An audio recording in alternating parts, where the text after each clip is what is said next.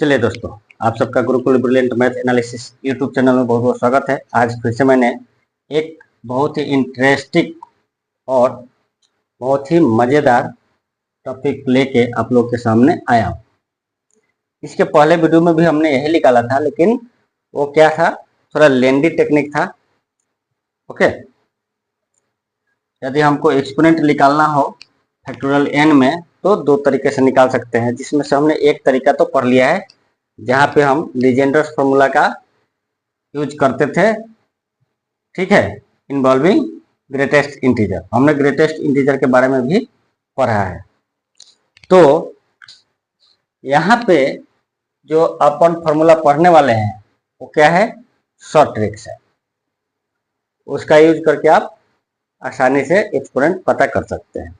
और इसका जो इस्तेमाल है इन दोनों ही फॉर्मूले का, कभी कभी ऐसा सवाल देता है कि दोनों को एक साथ लेके चलना पड़ता है कंसेप्ट को, तो ये कंसेप्ट भी समझना बहुत जरूरी है।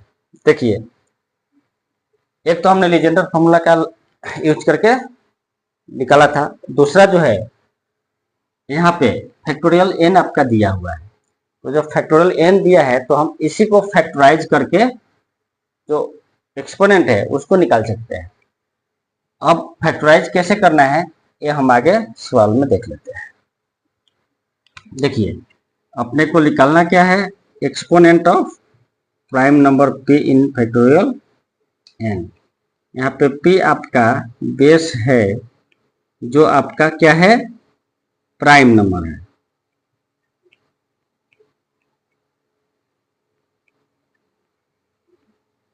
ये p को हम बेस बोलेंगे, जो बेस जो है आपका प्राइम नंबर होगा, इसका ही एक्सपोनेंट निकालना है। तो यहाँ पे क्या करेंगे कि फैक्टोरियल n को फैक्टराइज करेंगे। फैक्टोरियल n को हम लिख क्या सकते हैं, n into n minus one, n minus two, n minus three into direct three into two into one. ठीक है, अब हमने इसको फैक्टराइज कर दिया। अब इसको क्या करेंगे, पावर के टर्म में कन्वर्ट करेंगे। क्या करेंगे,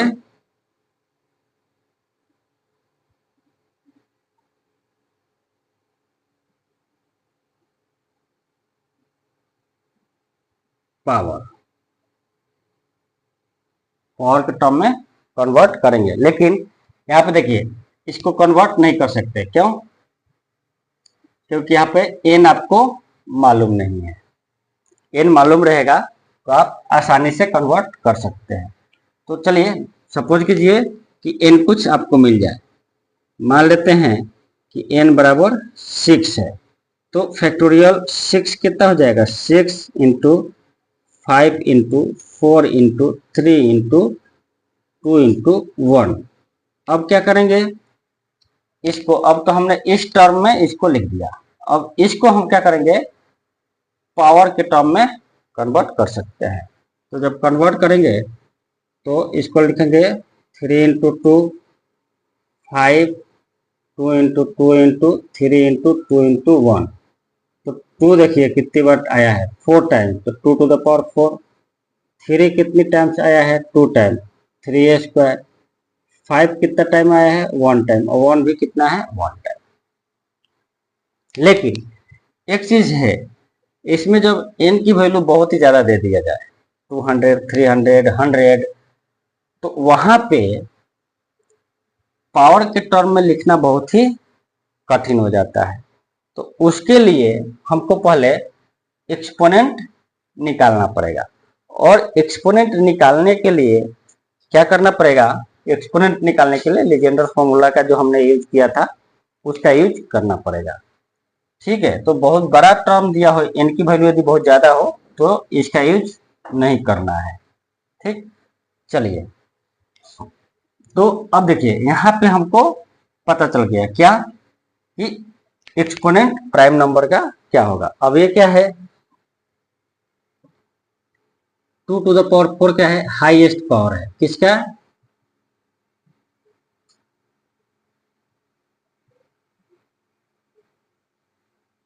2, highest power 2 in factorial 6, 2 to the power 4।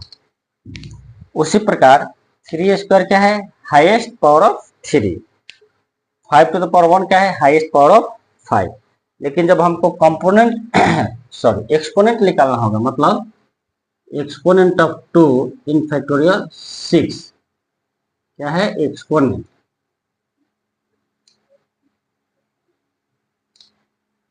Exponent of 2 in factorial 6 क्या हो जाएगा? 4। उसी प्रकार एक्सपोनेंट ऑफ 3 इन फैक्टोरियल 6 क्या हो जाएगा? 2। Exponent of 5 in factorial 6, exponent of 5 in factorial 6 क्या हो जाएगा? 1। तो इस टेक्निक का यूज करके आप आसानी से बहुत ही कम समय में आप एक्सपोनेंट निकाल सकते हैं। तो ये कंसेप्ट कैसा लगा कमेंट करके ज़रूर बताएं, और वीडियो को लाइक एंड शेयर करें। जब आप लोग शेयर करते हैं तो बहुत अच्छा लगता है। तो अब मिलते हैं आप लोग से अगले वीडियो में, तब तक के लिए धन्यवाद।